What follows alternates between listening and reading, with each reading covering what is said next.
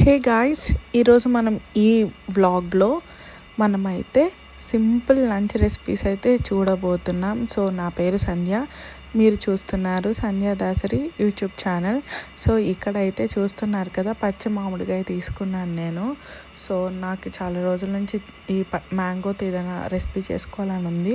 So అందుకని ఇన్స్టెంట్గా mango pickle అయితే పెట్టేసుకొని తినేద్దాం. సో చాలా సింపుల్గా ఉంటుంది, చూసారు కదా. ఆవాలు అండ్ మెంతులు తీసుకున్నాము. ఇక్కడైతే నేను ఒక్క మామిడికాయనే తీసుకుంటున్నాను. అండ్ డిస్క్లైమర్ ఏంటంటే, ఇది మన షెఫ్ మేడం దగ్గర నుంచి రెసిపీ తీసుకున్నాను అనమాట.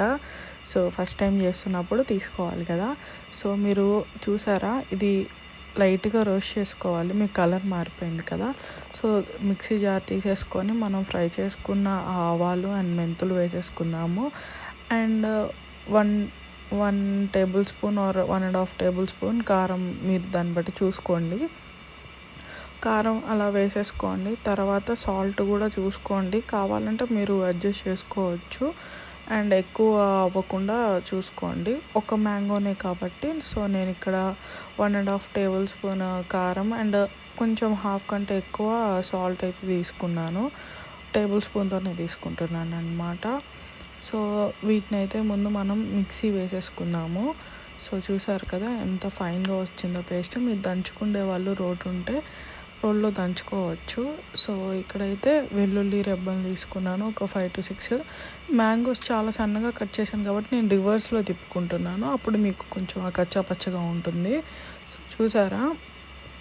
సో ఇంతే, అయిపోయింది. ఇంకా పోపు పెట్టేసుకోవడమే మనము. పోపులో మీకు తాలింపు గింజలు ఉంటాయి కదా, మీకు మీ దగ్గర ఉన్న తాలింపు గింజలన్నీ వేసేసుకోండి. సో చాలా చాలా సింపుల్గా ఎంత టేస్టీగా ఉంటుంది. 3-4 days కూడా ఉంటుందన్నమాట. కాకపోతే ఆయిల్ కొంచెం ఎక్కువ పడుతుంది. అండ్ వాటర్ లేకుండా చూసుకోండి, తడి తగలకుండా, అప్పుడే మనకి నిలువ ఉంటుంది పచ్చడి. సో ఇట్లా తాలింపు వేసేసుకున్నాను, అయిపోయింది. మంచిగా కలుపుకొని కొంచెం నెయ్యి ఉంటే సెట్ అనమాట మ్యాంగో పికిల్. మీకు ఎలా అనిపించింది ఇది? సో మరి మామిడికాయ పచ్చడి ఉన్నప్పుడు ఇంకో ఏమైనా ఫ్రై తిందాం అనిపిస్తుంది కదా. సో అందుకే నేను బనానా ఫ్రై అయితే చేసుకుంటున్నాను. ఇది కూడా ఫస్ట్ టైమే. సో ఇది కూడా మన షెఫ్ నుండే. ముందుగా అయితే వాటర్ తీసుకొని అందులో అయితే పసుపు వేసేసి పెట్టేసుకున్నాను. సో మనం కట్ చేసేసుకొని ఆ వాటర్లో వేసుకుందాము. సో దట్ ఆ గీర అదంతా పోతుందన్నమాట. సో మంచిగా ఆ పీల్ అయితే తీసేసుకోండి. కుదిరితే మీ చేతులకి ఆయిల్ అయితే పూసుకోండి, లేకపోతే అది కొంచెం దాన్ని ఏమంటారు నాకు తెలీదు, అది అంటేసుకుంటుంది చేతులకి. కాబట్టి ఒకసారి నేను బనానా వాష్ చేసేసుకున్నాను అనమాట. వాష్ చేసుకొని అయితే ఇక్కడ కట్ చేసుకుంటున్నాను. సో నేనైతే టీవీ చూస్తూ కట్ చేసుకుంటున్నాను, అందుకే మీకు పొజిషన్ మారిందనమాట.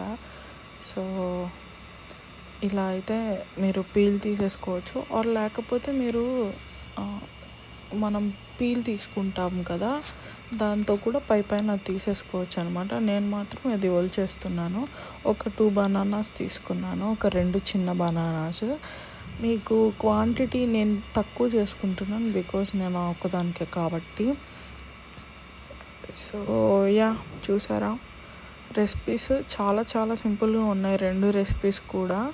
మీకు నచ్చినట్లయితే ఒక్కసారి ట్రై చేయండి. నేను బనానా ఫ్రై కూడా ఫస్ట్ టైమే చేస్తున్నాను. చాలా చాలా టేస్టీగా ఉంటున్నాయి ఈ మధ్య వంటకాలన్నీ. సో ఇక్కడ నేనైతే లైట్ అడ్జస్ట్ చేస్తున్నాను అనమాట. సో మీ లంచ్ రెసిపీస్ అని కూడా నాకు కామెంట్ చేయండి. అండ్ దట్టు ఇవి చూసారా, ఎంత తక్కువ టైంలో అయిపోయిందంటే అంత తక్కువ టైంలో అయిపోతున్నాయి. మీరు ఇన్స్టెంట్గా మామిడికాయ పచ్చడి పెట్టుకోవడం అంటే చాలా గ్రేటే కదా. సో ఒక్కసారి చూసుకోండి. అండ్ ఇక్కడ బనానా ఫ్రై కూడా చాలా చాలా టేస్టీగా ఉంటుంది. ఎప్పుడు పొటాటో ఫ్రైయే కాదు, అప్పుడప్పుడు ఇట్లా బనానా ఫ్రై కూడా తిని చూడండి, చాలా బాగుంటుంది. నేనైతే నా చేత్తో ఫస్ట్ టైం చేసుకుంటున్నాను కాబట్టి ఇంకా హ్యాపీగా ఉందన్నమాట. ఓకే. అండ్ షార్ట్ వీడియోస్లో నా లంచ్ రెసిపీస్ అన్నీ వస్తున్నాయి, ఒకసారి ఫాలో అవ్వండి. సో ఇట్లా వాటర్లో వేసేసుకున్న తర్వాత మనమైతే కడాయి పెట్టేసుకుందాము. ఇప్పుడు మనం కొంచెం ప్రీహీట్ చేసుకోండి, సో దట్ అంటదన్నమాట. ఇది ఒక చిన్న టిప్ లాగా. ఎప్పుడు ప్రీహీట్ చేసుకోవడం వల్ల మనకి అవి అంటుకోవు. సో ఆయిల్ ఎంత కావాలో అంత పోసుకోండి. ఏంటని అలకలనొద్దు. ఇప్పుడే మనం ఏమంటారు ఫ్రై చేస్తాం కదా, అప్పుడు దోశకి అట్లా వాడేటప్పుడు అది అట్లా అవుతుందన్నమాట. సో ఆయిల్లో జీలకర్ర అండ్ కరివేపాకు వేసుకొని కొంచెం అది ఫ్రై అవ్వనివ్వండి. తర్వాత చిటికెడు అల్లం వెల్లుల్లి పేస్ట్ కూడా వేసుకోండి. చిటికెడు అంటే మీకు ఎంత అవసరం అంత. ఇక నేను ఏం చేశానంటే హై ఫ్లేమ్లో పెట్టేశాను, అందుకే కొంచెం అల్లం వెల్లుల్లి పేస్ట్ వేసాం కదా, అల్లం వెల్లుల్లి పేస్ట్ వేసినప్పుడు కొంచెం సిమ్లో పెట్టుకోండి. సో ఇవైతే కొంచెం మంచిగా ఫ్రై చేసుకోండి. చాలా త్వరగా అయిపోతుంది రెసిపీ, అండ్ క్వాంటిటీ తక్కువ అయితే ఇంకా త్వరగా అయిపోతుంది. సో మీరు ఇట్లా ఫ్రై అవుతున్నప్పుడు కొంచెం సాల్ట్ అయితే వేసుకోండి. సాల్ట్, పసుపు ఆల్రెడీ మనం పసుపు అందులో వాటర్లో వేసాం కాబట్టి చాలా తక్కువే పడుతుంది.